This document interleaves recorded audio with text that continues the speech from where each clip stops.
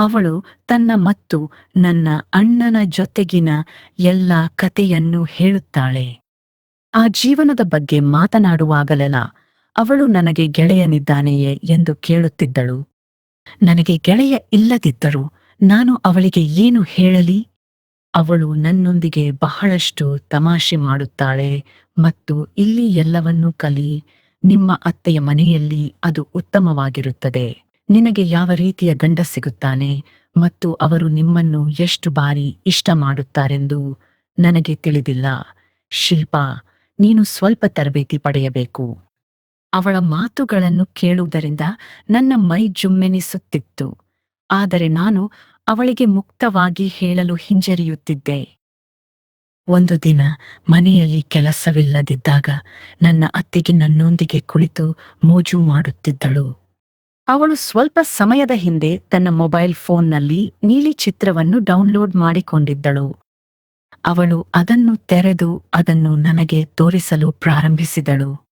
ಅಲ್ಲಿ ಒಂದು ದೇಸಿ ದೃಶ್ಯ ನಡೆಯುತ್ತಿತ್ತು ಮತ್ತು ಸಂಭಾಷಣೆಗಳು ಹಿಂದಿಯಲ್ಲಿ ಪ್ಲೇ ಆಗುತ್ತಿದ್ದವು. ಇದನ್ನೆಲ್ಲ ನೋಡುತ್ತಾ ನನಗೆ ತುಂಬಾ ಮುಜುಗರವಾಯಿತು. ನಾನು ನನ್ನ ಮುಖವನ್ನು ಬೇರೆಡೆಗೆ ತಿರುಗಿಸಿದೆ. ನನ್ನ ಅತ್ತಿಗೆ ನನ್ನ ಮುಖವನ್ನು ಹಿಡಿದು ಅವಳ ಕಡೆಗೆ ತಿರುಗಿಸಿದಳು. ಅವಳು ನನ್ನನ್ನು ಚಿತ್ರ ನೋಡಲು ಮನವೊಲಿಸಿದಳು. ನಾವಿಬ್ಬರು ಚಿತ್ರವನ್ನು ನೋಡಲು ಪ್ರಾರಂಭಿಸಿದೆವು. ನನ್ನ ಅತ್ತಿಗೆ ನನ್ನನ್ನು ಗಮನಿಸಿ ನಗುತ್ತಿದ್ದಳು. ಶಿಲ್ಪಾ, ನೀನು ಯಾಕೆ ಚಿಂತೆ ಮಾಡುತ್ತೀಯ? ನಾನು ಇಲ್ಲಿದ್ದೇನೆ. ಎಲ್ಲವನ್ನೂ ನನಗೆ ಬಿಟ್ಟು ಬಿಡು. ನಿನಗೂ ಎಲ್ಲ ಅನುಭವಗಳು ಸಿಗೋ ಥರ ಮಾಡ್ತೀನಿ ಅಂದರು. ನಾನು ಏನನ್ನು ಹೇಳುವ ಮೊದಲು ಅವಳು ಮತ್ತೆ ಹೇಳಿದಳು, ನಾನು ಹೇಳುವಾಗ ಸಿದ್ಧವಾಗಿರು. ಅಂದು ರಾತ್ರಿ ಅತ್ತಿಗೆ ಬಲವಂತವಾಗಿ ಅವಳ ಸೀರೆಯನ್ನು ಉಡುವಂತೆ ಮಾಡಿದಳು. ನನ್ನ ದೇಹವು ಅತ್ತಿಗೆಯಂತೆ ಇತ್ತು, ಆದರೆ ಅತ್ತಿಗೆ ನನಗಿಂತ ಸ್ವಲ್ಪ ಸುಂದರವಾಗಿದ್ದಳು. ಅವನು ಬಂದ ತಕ್ಷಣ ಅತ್ತಿಗೆ ಮನೆಯಲ್ಲಿನ ದೀಪಗಳನ್ನು ಆಫ್ ಮಾಡಿದಳು. ಅತ್ತಿಗೆ ಅವನನ್ನು ಮಲಗುವ ಕೋಣೆಗೆ ಕರೆದೊಯ್ದು ಹಾಸಿಗೆಯ ಮೇಲೆ ಕೂರಿಸಿದಳು. ನಾನು ಕೋಣೆಯಲ್ಲಿದ್ದೆ, ಸ್ವಲ್ಪ ದೂರದಲ್ಲಿ ನಿಂತಿದ್ದೆ. ಅತ್ತಿಗೆ ನನಗೆ ಸನ್ನೆ ಮಾಡಿದಳು ಮತ್ತು ನಾನು ತುಂಬಾ ಹೆದರುತ್ತಿದ್ದೆ. ಅವರ ಕೋಣೆ ಸಂಪೂರ್ಣವಾಗಿ ಕತ್ತಲೆಯಾಗಿತ್ತು. ನನ್ನ ಅತ್ತಿಗೆ ತಕ್ಷಣ ನನ್ನನ್ನು ನನ್ನ ಅಣ್ಣನ ಮುಂದೆ ನಿಲ್ಲಿಸಿ ಪಿಸುಗುಟ್ಟಿದಳು.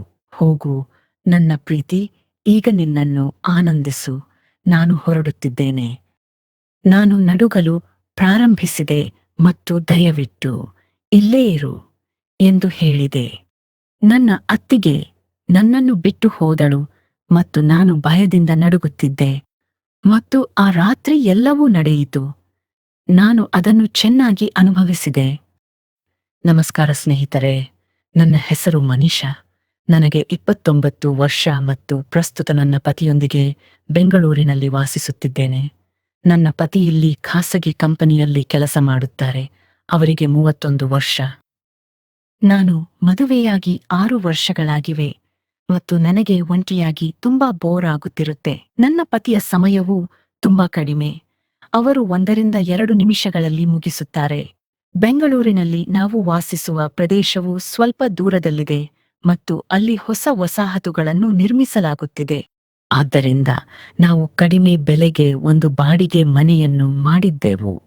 ನನ್ನ ಪತಿ ಬೆಳಿಗ್ಗೆ 10 ಗಂಟೆಗೆ ಕಚೇರಿಗೆ ಹೋಗುತ್ತಾರೆ ಮತ್ತು ಸಂಜೆ 7 ಗಂಟೆಗೆ ಮನೆಗೆ ಹಿಂತಿರುಗುತ್ತಾರೆ.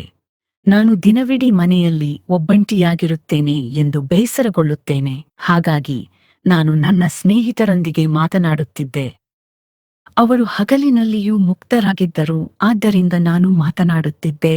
ಬಹುತೇಕ ಎಲ್ಲರೂ ತಾವು ಉತ್ತಮ ಜೀವನವನ್ನು ನಡೆಸುತ್ತಿದ್ದೇವೆ ಮತ್ತು ಅವರ ಗಂಡಂದಿರು ಪ್ರತಿದಿನ ಅವರೊಂದಿಗೆ ಒಳ್ಳೆಯ ಸಂಬಂಧ ಹೊಂದಿದ್ದಾರೆಂದು ಹೇಳುತ್ತಿದ್ದರು. ಅವರು ನನ್ನನ್ನು ಕೇಳಿದರೆ ನಾನು ಸುಳ್ಳು ಹೇಳುತ್ತಿದ್ದೆ. ನನಗೆ ಇಡೀ ದಿನ ಮನೆಯಲ್ಲಿ ಬೇಸರವಾಗುತ್ತಿತ್ತು. ಆದ್ದರಿಂದ ನಾನು ನನ್ನ ಗಂಡನಿಗೆ ಕೆಲಸ ಪಡೆಯಬೇಕೆಂದು ಹೇಳಿದೆ. ಅವರು, ನೀನು ಕೆಲಸ ಮಾಡುತ್ತಿದ್ದರೆ ನನಗೆ ಇಷ್ಟವಾಗುವುದಿಲ್ಲ ಎಂದು ಹೇಳಿದರು. ನಾನು, ಏಕೆ? ಅವರು, ನಾನು ಮಾಡುತ್ತಿದ್ದೇನಲ್ಲ, ನಾನು ಚೆನ್ನಾಗಿದ್ದೇನೆ, ನೀನು ಏಕೆ ಕೆಲಸ ಮಾಡಬೇಕು? ನಾನು, ಹಾಗಾದರೆ ನಾನು ಏನು ಮಾಡಬೇಕು? ನಾನು ಇಡೀ ದಿನ ಮನೆಯಲ್ಲಿ ಬೇಸರಗೊಂಡಿದ್ದೇನೆ ಎಂದು ಹೇಳಿದೆ. ಅವರು ನನಗೆ ಹೇಳಿದರು, ನೀನು ಉನ್ನತ ಅಧ್ಯಯನವನ್ನು ಪ್ರಾರಂಭಿಸಬೇಕು. ನಾನು ನನಗೆ ಓದಲು ಸಾಧ್ಯವಿಲ್ಲ ಎಂದು ಹೇಳಿದೆ. ಫಾರ್ಮ್ ಅನ್ನು ಭರ್ತಿ ಮಾಡಿ ನಿನಗೆ ಕೋಚಿಂಗ್ ವ್ಯವಸ್ಥೆ ಮಾಡುತ್ತೇನೆ. ನೀನು ಹಗಲಿನಲ್ಲಿ ಕೋಚಿಂಗ್ಗೆ ಹೋದರೆ ನಿನ್ನ ಸಮಯವನ್ನು ಕಳೆಯುತ್ತೀಯ. ನಾನು ಒಂದು ದಿನ ಯೋಚಿಸಿ ನಂತರ ನನ್ನ ಗಂಡನಿಗೆ, ಸರಿ, ನೀವು ನನ್ನ ಫಾರ್ಮ್ ಅನ್ನು ಭರ್ತಿ ಮಾಡಿ ಎಂದು ಹೇಳಿದೆ. ಮರುದಿನ ನಾನು ಮತ್ತು ನನ್ನ ಗಂಡ ಅವರ ಬೈಕ್ನಲ್ಲಿ ಹತ್ತಿ ಖಾಲಿ ಹುದ್ದೆಯ ಫಾರ್ಮ್ ಅನ್ನು ಭರ್ತಿ ಮಾಡಲು ಹೋದೆವು. ನಾವು ಫಾರ್ಮ್ ಅನ್ನು ಭರ್ತಿ ಮಾಡಿದೆವು. ನಂತರ ಬೆಂಗಳೂರಿನಲ್ಲಿರುವ ಕೋಚಿಂಗ್ ಇನ್ಸ್ಟಿಟ್ಯೂಟ್ ಅನ್ನು ಸಂಪರ್ಕಿಸಿ ಅದೇ ದಿನ ಶುಲ್ಕವನ್ನು ಪಾವತಿಸಿದೆವು ಮತ್ತು ನಂತರ ಸ್ಪರ್ಧಾತ್ಮಕ ಪರೀಕ್ಷಾ ಪುಸ್ತಕಗಳನ್ನು ಖರೀದಿಸಲು ಪುಸ್ತಕ ಮಾರುಕಟ್ಟೆಗೆ ಹೋದೆವು. ನಾವು ರಾತ್ರಿ 10 ಗಂಟೆಗೆ ಮನೆಗೆ ಮರಳಿದೆವು. ನನ್ನ ಪತಿ ಅವರಿಗೆ ಊಟವನ್ನು ಬೇಯಿಸಲಿಲ್ಲ ಮತ್ತು ನಂತರ ನಾವು ಮಲಗಲು ಹೋದೆವು. ಮರುದಿನ ನನ್ನ ಪತಿ ಬೆಳಿಗ್ಗೆ ತಮ್ಮ ಕೆಲಸಕ್ಕೆ ಹೊರಟರು ಮತ್ತು ನಾನು ಬೆಳಿಗ್ಗೆ 11 ಗಂಟೆಗೆ ಕೋಚಿಂಗ್ಗೆ ಹೊರಡಬೇಕಾಯಿತು. ಹಾಗಾಗಿ ನಾನು ಮನೆಯಿಂದ ಹೊರಟು ಬಸ್ ಹತ್ತಿದೆ.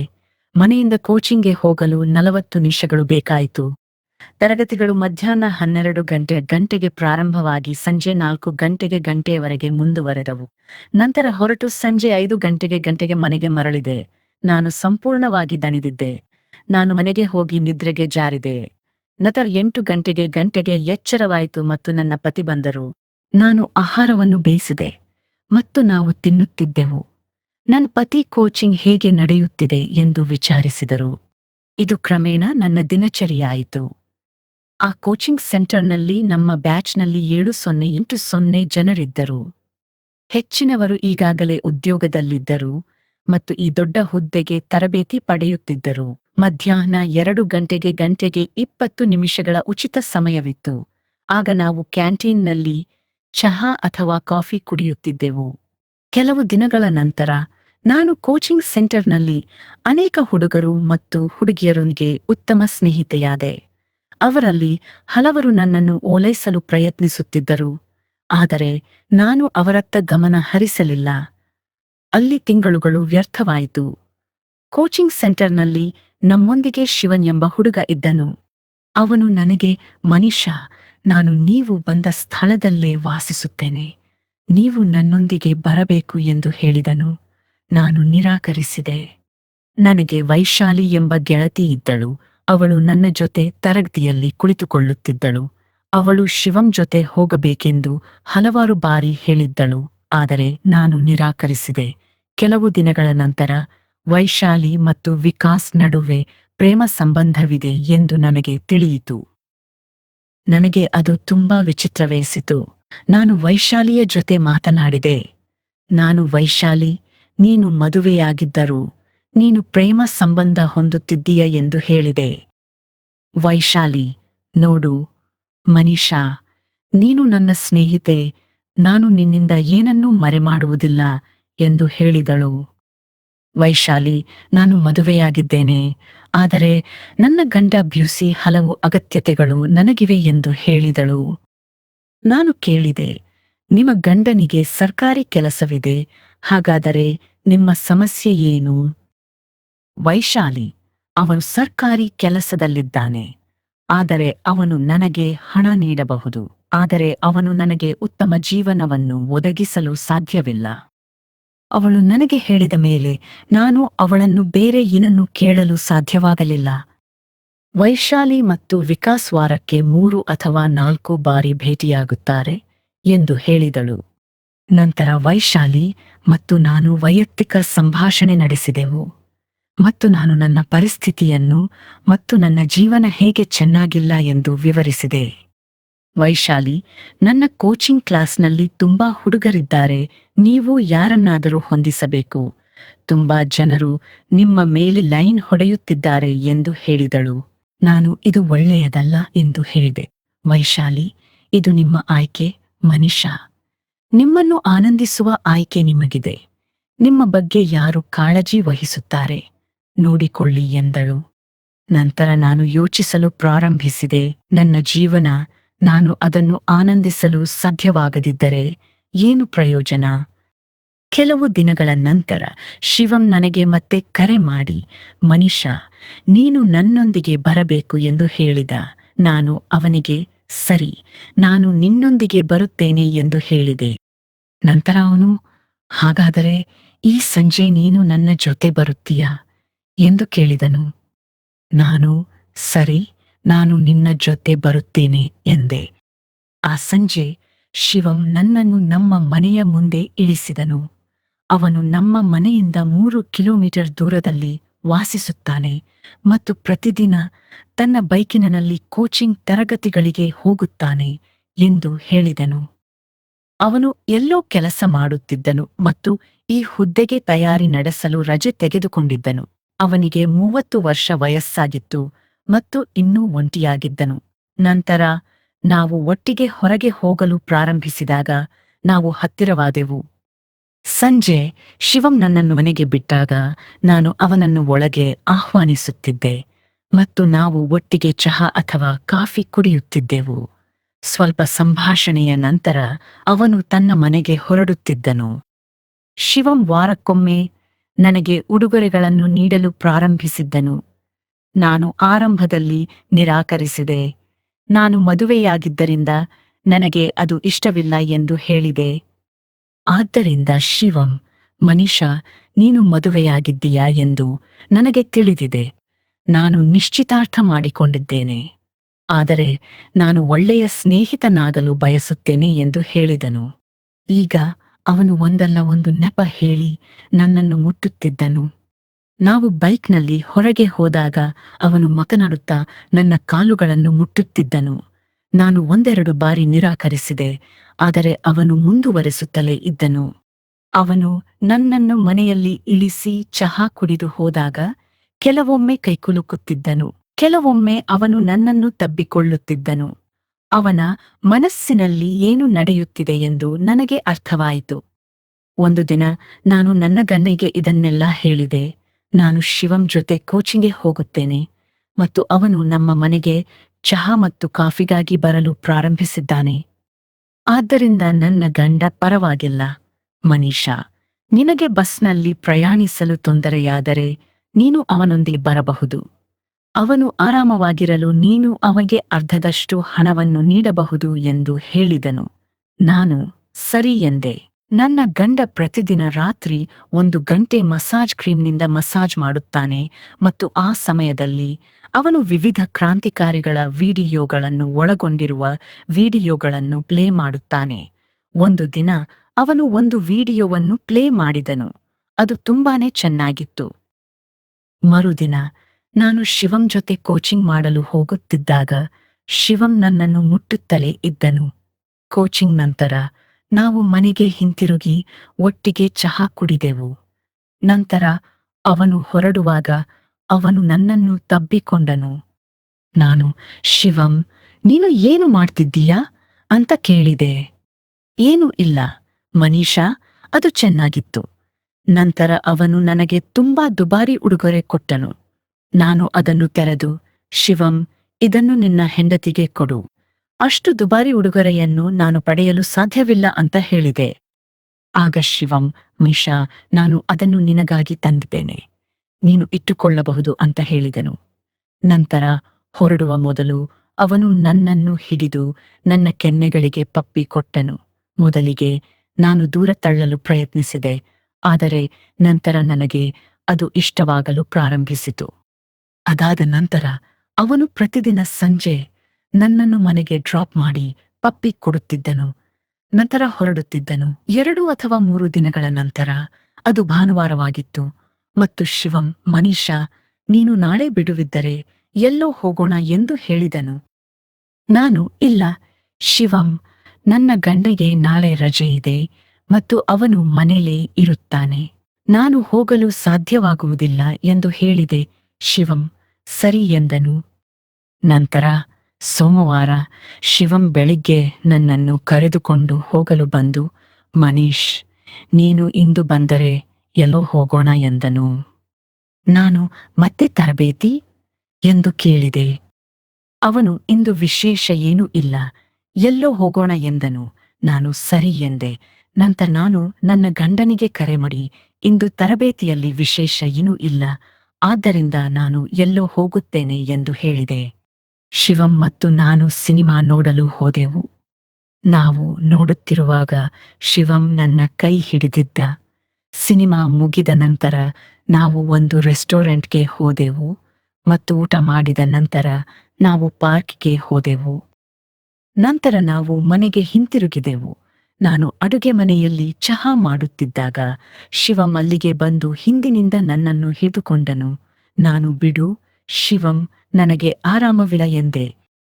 ಶಿವಂ, ನಾನು ನಿನಗೆ ಒಂದು ಉಡುಗೊರೆ ಕೊಡಬೇಕು ಎಂದನು. ನೀನು ಅದನ್ನು ಕಳೆದ ವಾರವೇ ನನಗೆ ಕೊಟ್ಟಿದ್ದೀಯಾ, ಹಾಗಾದರೆ ಈಗ ಏಕೆ?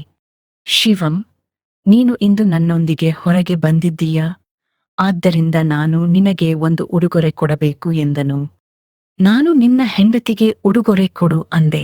ನೀನು ನಿಶ್ಚಿತಾರ್ಥ ಮಾಡಿಕೊಂಡೆ, ನಿನ್ನ ಜೀವನ ಅದ್ಭುತವಾಗಿರ್ತದೆ. ಆಗ ಶಿವಂ, ನಾನು ಅದನ್ನು ನನ್ನ ಹೆಂಡತಿಗೆ ಹೇಗಾದರೂ ಕೊಡುತ್ತೇನೆ, ಆದರೆ ನೀನು ನನ್ನ ಸ್ನೇಹಿತನೂ ಹೌದು ಎಂದನು. ನಂತರ ಅವನು ತನ್ನ ಚೀಲದಿಂದ ಇನ್ನೊಂದು ದುಬಾರಿ ಉಡುಗೊರೆಯನ್ನು ತೆಗೆದುಕೊಂಡು ನನಗೆ ಕೊಟ್ಟನು. ನನಗೆ ಆಘಾತವಾಯಿತು. ಒಬ್ಬ ವ್ಯಕ್ತಿ 10 ದಿನಗಳಲ್ಲಿ 2 ಬಾರಿ ಇಷ್ಟು ದುಬಾರಿ ಉಡುಗೊರೆಗಳನ್ನು ಹೇಗೆ ಕೊಡ್ತಾನೆ? ಇದರ ಅರ್ಥವೇನೆಂದು ನಾನು ಈಗಾಗಲೇ ಯೋಚಿಸುತ್ತಿದ್ದೆ. ನಾನು ಉಡುಗೊರೆಯನ್ನು ಕೆಳಗೆ ಇರಿಸಿ ಒಂದು ಕಪ್ಗೆ ಚಹಾ ಸುರಿಯುತ್ತಿದ್ದೆ. ಶಿವಂ ಇವತ್ತು ಏನೋ ಪ್ಲಾನ್ ಮಾಡಿಕೊಂಡೇ ಬಂದಿದ್ದ ಮತ್ತು ಹತ್ತಿರವಾಗಲು ಪ್ರಯತ್ನಿಸುತ್ತಿದ್ದ ಆ ಘಳಿಗೆಗಾಗಿ ಕಾಯುತ್ತಿದ್ದ. ಅವನು ಎಣಿಸುತ್ತಿದ್ದ ಟೈಮ್ ನಾವು ಸೋಫಾ ಮೇಲೆ ಕೂತಿದ್ದಾಗ ಬಂದೇ ಬಿಡ್ತು. ಆದರೆ ನಾನು ಎಲ್ಲವೂ ನಾಳೆ ಅಂದೆ. ಮಧ್ಯಾಹ್ನ 12:30 ಶಿವಂ ಕರೆ ಮಾಡಿ, ಮನೀಷಾ, ನಾನು ಹೊರಗೆ ನಿಂತಿದ್ದೇನೆ ಎಂದು ಹೇಳಿದನು. ನಾನು ಗೇಟ್ ತೆರೆದೆ. ಅವನು ಒಳಗೆ ಬಂದ. ಅವನು ಒಳಗೆ ಬಂದ ತಕ್ಷಣ ಹೆಬ್ಬುಲಿಯಂತಾಗಿದ್ದನು. ನಂತರ ಅವನು ನನಗೆ ಒಂದು ಹೂಗುಚ್ಛ ಕೊಟ್ಟನು. ನಾವು ಸೋಫಾದಲ್ಲಿ ಕುಳಿತು ಮಾತನಾಡಲು ಪ್ರಾರಂಭಿಸಿದೆವು. ನಾನು ಅಡುಗೆ ಮನೆಗೆ ಹೋಗಿ ಕಾಫಿ ಮಾಡಿದೆ. ಶಿವಂ ನನಗೆ ಮತ್ತೆ ಉಡುಗೊರೆ ಕೊಟ್ಟನು. ನೀನು ನಿನ್ನೆಯಷ್ಟೇ ನನಗೆ ದುಬಾರಿ ಉಡುಗೊರೆ ಕೊಟ್ಟಿದ್ದೀಯ ಅಂದೆ. ಅವನು ಹೇಳಿದನು, ಇದು ವಿಶೇಷ ದಿನ, ಆದ್ದರಿಂದ ನಾನು ಉಡುಗೊರೆಯನ್ನು ತೆರೆದೆ ಮತ್ತು ಅದು ತುಂಬಾ ದುಬಾರಿಯಾಗಿತ್ತು. ಒಬ್ಬ ಪುರುಷನು ಅದಕ್ಕಾಗಿ ಚಿನ್ನದಿಂದ ಮಾಡಿದ ಇಷ್ಟು ದುಬಾರಿ ಉಡುಗೊರೆಯನ್ನು ಹೇಗೆ ನೀಡಬಹುದೆಂದು ನಾನು ಆಶ್ಚರ್ಯಪಡುತ್ತಿದ್ದೆ. ನಾನು ಉಡುಗೊರೆಯನ್ನು ಕೆಳಗೆ ಇಟ್ಟೆ ಮತ್ತು ನಾವು ಕುಳಿತು ಮಾತನಾಡುತ್ತಿದ್ದೆವು. ನನ್ನ ಗಂಡ ಬಂದರೆ ತೊಂದರೆಯಾಗುತ್ತದೆ ಎಂದು ನಾನು ಚಿಂತಿತನಾಗಿದ್ದೆ.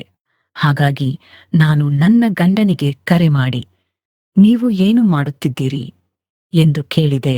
ಅವರು, ಏನೂ ಇಲ್ಲ, ನಾನು ಆಫೀಸ್ ಕೆಲಸ ಮಾಡುತ್ತಿದ್ದೇನೆ ಎಂದರು. ನಾನು ಅವರನ್ನು ಮನೆಗೆ ಯಾವಾಗ ಬರುತ್ತೀರಿ ಎಂದು ಕೇಳಿದೆ ಮತ್ತು ಅವರು ಯಾವಾಗಲೂ ಅದೇ ಸಮಯ 7:30 ಎಂದರು. ನಾನು ಸಾಂದರ್ಭಿಕವಾಗಿ, ನೀವು ಕಚೇರಿಯಿಂದ ಹೊರಬಂದಾಗ ನನಗೆ ಕರೆ ಮಾಡಿ, ನಾನು ನಗರದ ಮಾರುಕಟ್ಟೆಯಲ್ಲಿ ಸ್ನೇಹಿತೆಯೊಂದಿಗೆ ಶಾಪಿಂಗ್ ಮಾಡುತ್ತಿದ್ದೇನೆ ಎಂದು ಹೇಳಿದೆ. ನನ್ನ ಗಂಡ ಸರಿ ಎಂದರು. ಆಗ ಆ ಸಂಜೆ 7:30 ಯಾರೂ ಬರುವುದಿಲ್ಲ ಎಂದು ನನಗೆ ಸ್ವಲ್ಪ ಹೆಚ್ಚು ವಿಶ್ವಾಸ ಬಂದಿತು. ನನ್ನ ಭಯ ದೂರವಾಯಿತು. ನಾನು ಹೊರಗೆ ಹೋಗಿ ನಮ್ಮ ಮನೆಯ ಬಾಗಿಲುಗಳು ತೆರೆದಿಲ್ಲ ಎಂದು ಖಚಿತಪಡಿಸಿಕೊಳ್ಳಲು ಪರಿಶೀಲಿಸಿದೆ. ನಾನು ಪರದೆಗಳನ್ನು ಎಳೆದು ಮಲಗುವ ಕೋಣೆಗೆ ಹೋದೆ. ನಾನು ಒಳಗೆ ಹೋದ ತಕ್ಷಣ ಶಿವಂ ಪ್ರಾರಂಭಿಸಿದನು. ಎಲ್ಲವೂ ಮುಗಿದಿತ್ತು. ನಂತರ ನಾನು ಒಂದು ಕಪ್ಗೆ ಚಹಾ ಸುರಿದು ಅದನ್ನು ನನ್ನೊಂದಿಗೆ ತೆಗೆದುಕೊಂಡು ಹೋದೆ. ಶಿವಂ ಮತ್ತು ನಾನು ಒಟ್ಟಿಗೆ ಚಹಾ ಕುಡಿದೆವು ಮತ್ತು ಶಿವಂ ಹೊರಟು ಹೋದ. ಅಷ್ಟರಲ್ಲಿ ಸಮಯ 6:30 ಆಗಿತ್ತು. ಶಿವಂ ಹೋದ ನಂತರ ನಾನು ನನ್ನ ಗಂಡನಿಗೆ ಕರೆ ಮಾಡಿ ನೇರವಾಗಿ ಮನೆಗೆ ಬರಲು ಹೇಳಿದೆ.